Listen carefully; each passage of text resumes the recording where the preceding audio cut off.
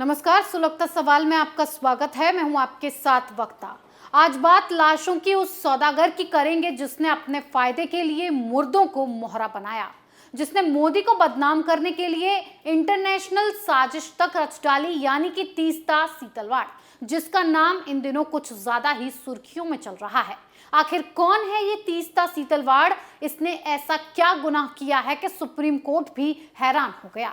तो जानिए, तीस्ता सीतलवाड़ 2002 के गुजरात दंगों के दौरान मोदी के खिलाफ देश और विदेशों में साजिश रचने वाली समाज की ठेकेदार है, जिसने अपनी जेब भरने के लिए न जाने कितने झूठ बोले, न जाने कितने लोगों की बलि चढ़ाई। और अब इस तीस्ता की गिरफ्तारी से विपक्षी दल कांग्रेस, टीएमसी, सपा, बीएसपी सभी बौखला उठी हैं। गिरफ्तारी के खिलाफ छाती पीट पीट कर कह रही हैं, तो वहीं कांग्रेस नेता संजीव भट्ट और आरबी श्रीकुमार ने तो खुलकर कहा कि कांग्रेस पार्टी तीस्ता के साथ मजबूती से खड़ी है, जिससे सवाल सुलग रहे हैं।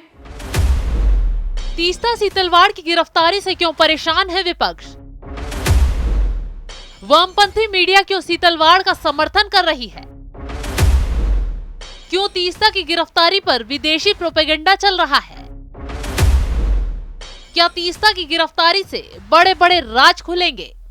विपक्ष की बयानबाजी सुप्रीम कोर्ट की सख्त टिप्पणी के बाद सामने आई है, जिसमें सुप्रीम कोर्ट ने अपने फैसले में साफ साफ कहा कि तीस्ता सीतलवाड़ पर और जांच की जरूरत है। इस केस में इस औरत की भूमिका संदिग्ध है। अब तक ये जो करती आई है वो ठीक नहीं है। अब तीस्ता असली जांच के घेरे में आई है, लेकिन क्यों कांग्रेस इसकी गिरफ्तारी पर बौखला रही है, तो ये भी जानिए। दरअसल तीस्ता सीतलवाड़ की गिरफ्तारी पर कांग्रेस की बौखलाने की असली वजह तीस्ता और सोनिया गांधी की खास दोस्ती है। यूपीए सरकार में सोनिया गांधी ने ही तीस्ता सीतलवाड़ को फर्श से अर्श तक पहुंचाया था।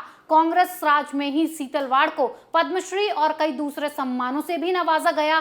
कई खास सुविधाएं भी इसको दी गई। कांग्रेस के राज में ही इसको एनसीईआरटी में लिखने के लिए राइटर बनाया गया था। इसके एनजीओ को अलग अलग तरीके से फायदा पहुंचाया गया ताकि मोदी को फंसाया जा सके और मोदी दिल्ली की राजनीति में ना आ सके। इसीलिए इस तीस्ता ने न जाने किस किस की शह पर बड़ी बड़ी साजिशों को रचना शुरू कर दिया, क्योंकि जब एसआईटी का फॉर्म हुआ था तब इसने एसआईटी के सामने अपने बचाव के लिए वर्जन रखा, जो इनसे एसआईटी को लेटर दिया गया था। उसी लेटर को इसने मोदी के खिलाफ साजिश रचने के लिए यूनाइटेड नेशन के ह्यूमन राइट कमीशन को जाकर दे दिया। फिर क्या था, जो ये चाहती थी वो हुआ। यूनाइटेड नेशन से भारत के खिलाफ बवाल होना शुरू हो गया कि भारत में ह्यूमन राइट एक्टिविस्ट को परेशान किया जा रहा है। मोदी के खिलाफ आवाज उठने लगी, तमाम तरह की साजिशें होने लगी, यानी कि इसने मोदी के खिलाफ अपने गंदे इरादों को मुकाम तक पहुंचाने के लिए इंटरनेशनल प्रोपेगेंडा चलाया, जहां से इसको जमकर फंडिंग भी हुई। मामला कोर्ट तक पहुंचा तो एसआईटी ने इसे बेनकाब किया, जिसके बाद इसने माफी भी मांगी और ये भी कहा कि ऐसा आगे नहीं होगा। लेकिन ये अपनी हरकतों से बाज नहीं आई। एक बार फिर माहौल को और हवा देने के लिए तीस्ता ने हल्ला शुरू कर दिया कि गुजरात दंगों के बाद मौके पर इंसानी हड्डियां बरामद हो रही हैं। हड्डियों को इकट्ठा कर सीन क्रिएट किया गया, माहौल बनाया गया कि यहाँ लोगों को बड़ी संख्या में दफना दिया गया, जिसके बाद फिर से बवाल मचा। मोदी पर सवाल उठने लगे और इसी वजह से विपक्ष जो आज इसका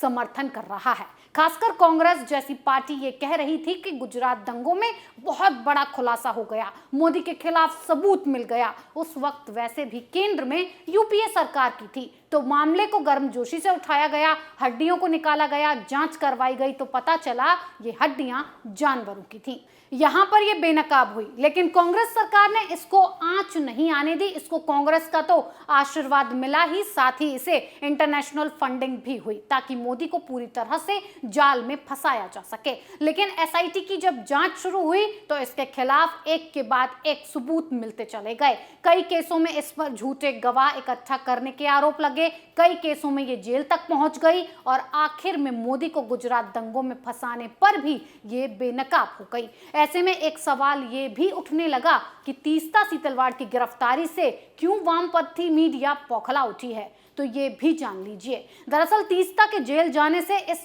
वामपंथी मीडिया की दुकान बंद हो जाएगी। इनकी झूठी खबरें चलाने के लिए होने वाली फंडिंग पर रोक लग जाएगी, क्योंकि गुजरात दंगों के दौरान इस वामपंथी मीडिया ने तीस्ता को हीरोइन बनाते हुए मोदी के खिलाफ जमकर खबरें छापी थी। आज इसी मीडिया की सुप्रीम कोर्ट ने बोलती बंद कर दी है। अमित शाह ने साफ तौर पर कहा है कि तीस्ता ने राजनीतिक साजिश यानी कि कांग्रेस की शह पर मोदी और बीजेपी को बदनाम करने का काम किया है। इससे पहले कि कोई ये सोचे कि क्लीन चिट मिलते ही मोदी सरकार ने इस पर बदले की कार्रवाई की है, आपको बता दें इसकी गिरफ्तारी देश की सर्वोच्च अदालत की सख्त टिप्पणी के बाद हुई है, जिसमें सुप्रीम कोर्ट ने गुजरात दंगों में मोदी की भूमिका की जांच करने वाली एसआईटी की तारीफ की और तीस्ता सीतलवाड़ का नाम लेकर कहा कि सीतलवाड़ के खिलाफ जांच की बहुत ज्यादा जरूरत है। कोर्ट ने कहा कि इस मामले में जिन लोगों ने कानून के साथ खिलवाड़ किया उनके खिलाफ एक्शन लिया जाना चाहिए। इस टिप्पणी के पीछे की वजह यह थी कि एसआईटी की दलीलों से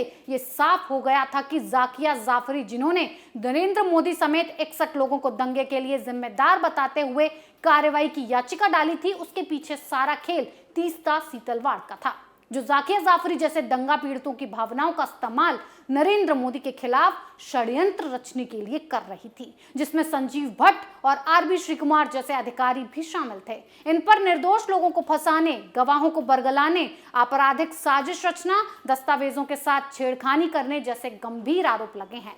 तीस्ता सीतलवाड़ ने अपने एनजीओ सबरंग और citizens for justice and peace के माध्यम से कैसे गुजरात के मुस्लिम दंगा पीड़ितों का इस्तेमाल या कहें शोषण किया और कैसे इसमें नरेंद्र मोदी को फंसाने की बिसात बिछाई, ये जानकर आप भी हैरान हो जाएंगे। साल 2010 में वरिष्ठ पत्रकार उदय मोहोरकर ने अपने एक लेख में इसका खुलासा भी किया था, जिसके तथ्यों की प्रामाणिकता सुप्रीम कोर्ट की टिप्पणी में साफ दिखती है। आप सुनिए कि तीस्ता सीतलवाड़ जिन दंगा पीड़ितों की लड़ाई अपने एनजीओ के माध्यम से लड़ने का दावा कर रही थी, उसका झूठ कैसे पकड़ा गया।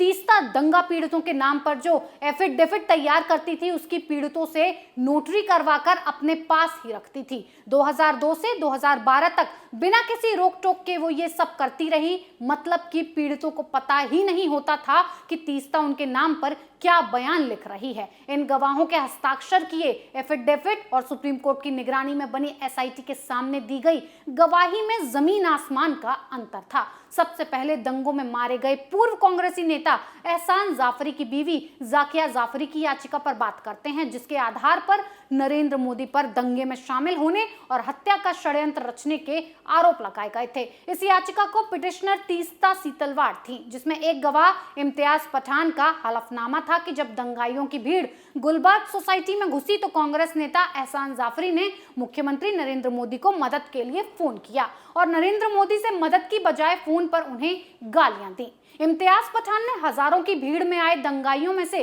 27 की पहचान भी बताई। जब एसआईटी ने जांच की तो एहसान जाफरी की तरफ से नरेंद्र मोदी को फोन करने के कोई सबूत ही नहीं मिले, बल्कि दंगे के ठीक बाद पुलिस के सामने इम्तियाज पठान का बयान मिला, जिसमें उसने बताया था कि जब भीड़ आ रही थी तो एहसान जाफरी ने अपनी बंदूक से भीड़ पर गोलियां दागी, जिसमें कई दंगाई मारे गए, जिससे दंगाई भीड़ का आक्रोश और बढ़ गया और वो हिंसक होते चले गए। इतना ही नहीं, जब एसआईटी ने गुलबाग सोसाइटी के 20 गवाहों को बयान देने बुलाया तो वो सब टाइप किया हुआ बयान लेकर आए, जो कि उनके लिए केस लड़ने वाली तीस्ता सीतलवाड़ के एनजीओ ने बनाया था। एसआईटी ने इस पर आपत्ति जाहिर की और सबके दोबारा बयान लिए तो वो रेडीमेड टाइप किए बयान से बिल्कुल अलग थे और सबूतों से मेल ही नहीं खा रहे थे, और इसी तरह तीस्ता बेनकाब होती चली गई और सुप्रीम कोर्ट ने भी इसे संदिग्ध करार दे दिया और संदिग्ध मान लिया। अब आगे देखिए कितने बड़े खुलासे इस तीस्ता पर होते हैं